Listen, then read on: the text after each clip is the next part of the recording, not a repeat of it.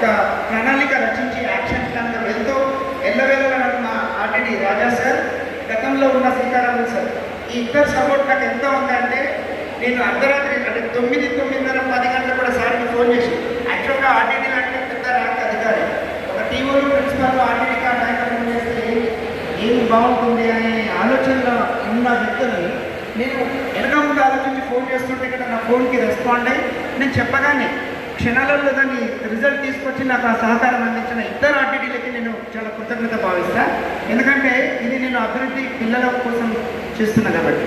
అయితే మీరు 80-20 అని ఫార్ములా చెప్పారు. ఇందులో ఎంతమంది 80 ఎంతమంది 20 నేను ఇప్పుడు ఒక చిన్న స్టోరీ చెప్పిన తర్వాత మీరే డిసైడ్ చేసుకోవచ్చు. ఇప్పుడు నేను చెప్తాను, మీరు అందరు కూడా పాసింగ్ అయ్యే స్టేజ్లో ఉన్నారు, పాస్ అయ్యి వెళ్తున్నారు. ఒకటి గుర్తుంచుకోండి, ఒక స్టోన్ ఉంటుంది, రాయి, ఒక శిల్పకారుడు ఉంటాడు, శిల్పకారుడు